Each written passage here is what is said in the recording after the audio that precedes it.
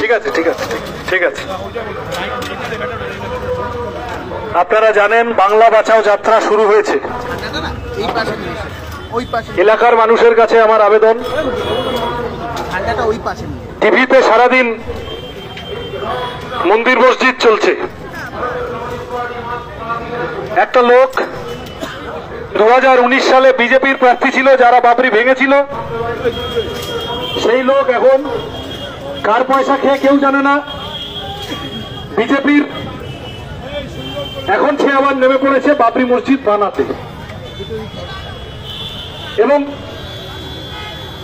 মসজিদ আজকে পাথর পোতা হয়েছে মানে কালকেই ওই মসজিদ ভাঙার লোকও রেডি হয়ে যাবে। যত ভোট এগিয়ে আসবে পশ্চিমবঙ্গে হিন্দু মুসলমান করার খেলা শুরু হয়ে যাবে। বিভিন্ন রকম ভাবে ঝগড়াঝাটি পাকিয়ে হয়নি। এসআইআর যে লক্ষ্য নিয়ে করার চেষ্টা হয়েছিল গোটা বাংলায় বলে ফ্লপ করেছে। শুভেন্দু অধিকারী বলেছিল 2 কোটি লোককে বাইরে বার করে দেব।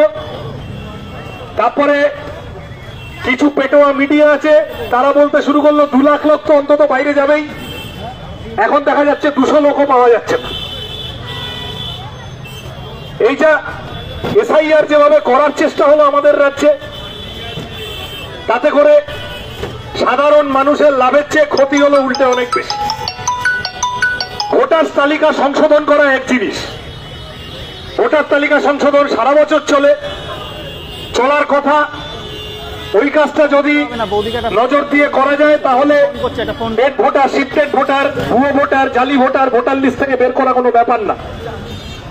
ভোটার তালিকা সংশোধন করানোর কাজে তৃণমূল সরকারের আমলে চাপ দিয়েও ভুয়ো ভোটাররা ভোটার লিস্টে থেকে যায়, কিছু হয় না। নির্বাচন কমিশনের ওই জায়গাটা দেখার জায়গা ছিল, সেটা না করে বিজেপি প্রথমে বাজার গরম করতে শুরু করলো। তার ল্যাজ ধরে ধরে নির্বাচন কমিশনও এমন ভাবে কথা বলতে শুরু করলো যেন ভোটার তালিকা থেকে ভুয়ো ভোটার তাড়ানো না তাড়ানো সেটা পিছনে চলে গেল। আসলে সামনে চলে এলো মুসলমান তাড়াও, সামনে চলে এলো দলিত, আদিবাসী। বিজেপিকে কারা কারা ভোট দেয় না খুঁজে খুঁজে বার করে তাদেরকে ভোটার লিস্ট থেকে নাম বাদ দাও, এইরকম একটা দাঁড়িয়ে গেল যেন। শুভেন্দু অধিকারী বলতে শুরু করলো, বিজেপির নেতারা বলতে শুরু করলো 1.5 কোটি, 2 কোটি, 3 কোটি মুসলমান তাড়াবো। আমরা জিজ্ঞাসা করলাম, আচ্ছা এত বাংলাদেশি তাড়াবো, তো এত বাংলাদেশি আছে আপনারা খুঁজে বার করে দিচ্ছেন না কেন? এই গড়িয়া মোড়ে যে বিজেপির লোকেরা আছে, আমার প্রশ্ন তাদের কাছে যে আপনারা তো সব মিটিং মিছিলে বিভিন্ন ভাবে বলে বেড়াচ্ছেন চারদিকে বাংলাদেশিতে ভরে গেছে, রোহিঙ্গায় ভরে গেছে, বাইরের বাংলাদেশের মুসলমানে ভরে গেছে, তো এরকম অন্যায্য ভাবে আছে, এরকম 5টা লোককে বার করে আপনারা লোকাল থানার হাতে তুলে দিয়ে আসছেন না কেন?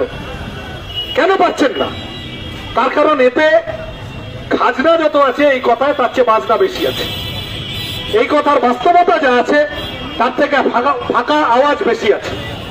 এবং সেই আওয়াজ করতে গিয়ে আসলে বিজেপি এমন ভাবে নির্বাচন কমিশন, এসআইআর এমন ভাবে তালগোল পাকানো হলো, বিএলওদের ওপর চাপ, সব মিলিয়ে যা পরিস্থিতি তৈরি হলো, এখন ভয় লাগছে বাংলাদেশি মুসলমান তাড়াবো বলতে বলতে আসলে এদেশে থাকা বহু বছর ধরে থাকা হিন্দু মানুষরা বাদ পড়ে যায় বেশি। আসামে এনআরসি করার সময় এটাই হয়েছিল, 19 লক্ষ লোকের নাম বাদ গেল। বিজেপি বলল বাংলাদেশি মুসলমান তাড়াবো, এনআরসি হয়ে যাওয়ার পরে দেখা গেল 6 লক্ষ মুসলমান বাদ গেছে আর 12 লক্ষ হিন্দু বাদ চলে গেছে, সব বাঙালি। তারা গিয়ে ডিটেনশন ক্যাম্পে, তাদেরকে জেলখানায় মুরগির খাঁচায় মুরগিকে যেভাবে রাখে ওইভাবে জোর করে ভর্তি করে রেখেছে। তা আমাদের রাজ্যেও তো এই জিনিসই হলো। মতুয়া সম্প্রদায়ের মানুষ, বিভিন্ন ধরনের দলিত, আদিবাসী, সাধারণ হিন্দু ধর্মপ্রাণ মানুষ নাগরিক হয়ে আছেন, এদেশে ভোট দিয়েছেন, এদেশে করে কমবে খাচ্ছেন, পরিবার সব হয়ে গেছে। গরিব মানুষ, তাকে গিয়ে বলেছে বাপের কাগজ কার কোথায় কবে কোন ভোটার লিস্টে নাম ছিল, কবে কি ছিল খুঁজে বার করো, না হলে 11টা 12টা কাগজ নিয়ে এসো।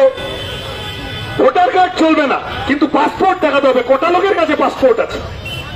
এই করতে গিয়ে যেটা হয়েছে আমাদের রাজ্যেও একটা বড় অংশের হিন্দু সম্প্রদায়ভুক্ত মানুষ বাদ পড়ে যাচ্ছেন, এটা বিজেপি এই ক্ষতিটা করলো বাংলার মানুষের।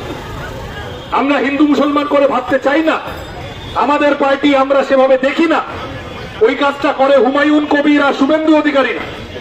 কিন্তু এখন যা পরিবেশ তৈরি হয়েছে, খোলা গলায় দাঁড়িয়ে বলা উচিত, বিজেপি বাংলাদেশি মুসলমান তাড়াবো বলতে গিয়ে এমন ভাবে এসআইআর করেছে, তাতে হিন্দু সম্প্রদায়ের মানুষ অনেক বেশি বিপদে পড়ে যাওয়ার সম্ভাবনা হয়েছে।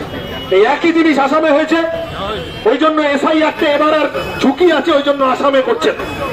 বিহারে এসআইআর করে কি ভোটে কি কারচুপি করেছে কেউ জানে না, এখনো বোঝা যাচ্ছে না কেন এইরকম ফল হয়েছে, কারুর কোন প্রেডিকশনের সাথে মিলছে না।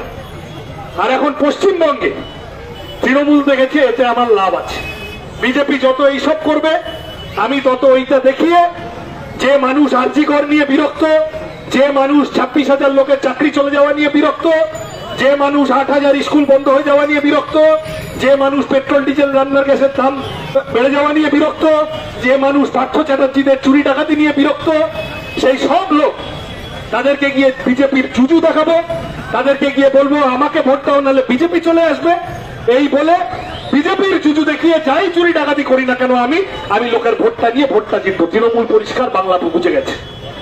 আমরা বাংলা বাঁচাও যাত্রা করেছি, গোটা রাজ্য জুড়ে আমরা করছি, এবং আজকেও যাদবপুরে যে বিরাট মহামিছিল হলো, আজকে সাম্প্রদায়িক সম্প্রীতি রক্ষার জন্য নতুন করে বাংলার মানুষকে এগিয়ে আসতে হবে তো বটেই, সামগ্রিকভাবে রুটি রুজির রাজনীতির কথা, মানুষের জীবন জীবিকার কথা, পেট্রোল ডিজেল রান্নার গ্যাসের দামের কথা, কারেন্টের খরচ বাড়ছে কেন এই প্রশ্ন করার জন্য, স্কুল কলেজগুলো স্কলারশিপ ফেলোশিপের কথা, ওষুধের দামের কথা, এই কথাগুলো বলার জন্য আমরা আজকে মিছিল করেছি। আমরা গোটা রাজ্য জুড়ে মিছিল সাজাচ্ছি।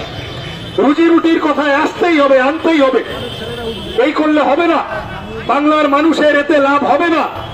আমার মানুষের কাছে আবেদন, যে পার্টিরই হন যিনি হন, আপনাদের সকলের কাছে বিনম্র আবেদন, ভেবে দেখুন, সিপিএম কে ভোট দিয়েছেন দেননি অন্য প্রশ্ন, কিন্তু এই যে মন্দির মসজিদের রাজনীতিতে বাংলার মানুষকে ঢুকিয়ে দেওয়ার চেষ্টা চলছে, এই যে মন্দির মসজিদের গল্পে গোটা বাংলার রাজনীতিকে ঢুকিয়ে দেওয়ার চেষ্টা চলছে, এই একই জায়গা থেকে পয়সা নিয়ে হুমায়ুন কবির আর বিজেপি এরা একই সাথে এইগুলো করছে।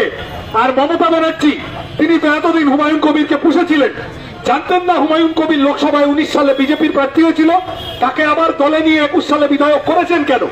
কারণ এই ধরনের যাবতীয় সুবিধাবাদী, চুরি ডাকাতি করা লোক, দাঙ্গাবাজ লোক, এরা সবাই মমতা ব্যানার্জির দলে সব থেকে নিরাপদ অনুভব করে। মমতা ব্যানার্জি জানেন একবার হিন্দু মুসলমান চালু হয়ে যাক আর জিকট্টা লোককে ভুলিয়ে দেওয়া যাবে। মমতা ব্যানার্জি জানেন একবার হিন্দু মুসলমান শুরু হয়ে যাক, চাকরি চুরিটা মানুষকে ভুলিয়ে দেওয়া যাবে। আর আমরা বাংলাকে বাঁচানোর জন্য, বাংলার মানুষের রাজনীতির ইস্যু হিসাবে রুজি রুটির লড়াইকে আবার ফিরিয়ে আনার জন্য, তৃণমূল বিজেপি দুটো দলের হাত থেকে বাংলাকে মুক্ত করার জন্য বাংলা বাঁচাও যাত্রা আমরা গোটা বাংলা জুড়ে অসংখ্য মানুষ, দরিদ্র মানুষ, কৃষক, শ্রমিক, ক্ষেতমজুর, ছাত্র, যুবরা, সবাই মহিলারা আসছেন আমাদের সাথে, আমাদের মিছিলের সাথে। আজকে তার সমর্থনে যাদবপুরে সুবিশাল মিছিল হলো, লম্বা রাস্তা ধরে। আমরা আগামী দিনেও এই লড়াই চালিয়ে যাব। আপনাদের সকলের কাছে আবেদন, আমাদের সমর্থক যারা আমাদের সমর্থক নন, তাদের সকলের কাছে আমি কেবল এই আবেদনই করে আরেকবার এই কথা বলে আমার কথা আজকের মতো শেষ করব। মন্দির মসজিদের সর্বনাশে বাংলার রাজনীতিকে ঢুকতে দেবেন না। যারা এই কাজ করছে, যারা এই কাজ করতে চাইছে, যারা এই কাজ করতে চলেছে, তৃণমূল, বিজেপি, এই হুমায়ুন কবিরের মতো কিছু টাউট দালাল মাঝখানে, এদের সবার এতে লাভ আছে ভোট ভাগাভাগিতে। কিন্তু আমাদের শিক্ষা, স্বাস্থ্য, অন্ন, বস্ত্র, বাসস্থানের কথা না বললে আগামী প্রজন্ম শেষ হয়ে যাবে, সর্বনাশ হয়ে যাবে বাংলার। বাংলাকে সর্বনাশ থেকে বাঁচাতে আসুন আমরা সবাই লড়ি। যাদবপুরের মানুষ, টালিগঞ্জের মানুষ, সোনারপুরের মানুষের সুদীর্ঘ সুচিন্তিত নিজেদের রাজনৈতিক অভিমত তৈরি করার ইতিহাস আছে, দীর্ঘ লড়াই সংগ্রামের ইতিহাস আছে। আসুন সেই লড়াই সংগ্রামের ইতিহাস বুকে নিয়ে বাংলাকে নতুন করে বাঁচানোর জন্য আবার এগোই। ভাঙা বুকের পাঁজর দিয়ে নয়া বাংলা গড়ব। আমি স্লোগান দেব, ভাঙা বুকের পাঁজর দিয়ে। আপনারা বলবেন নয়া বাংলা গড়ব। হবে তো? ভাঙা বুকের পাঁজর দিয়ে, ভাঙা বুকের পাঁজর দিয়ে, ভাঙা বুকের পাঁজর দিয়ে বাংলা বাঁচাও। ইনকলাব জিন্দাবাদ। সংক্ষিপ্ত সভা এখানেই শেষ। আরো মিছিল মিটিং হবে।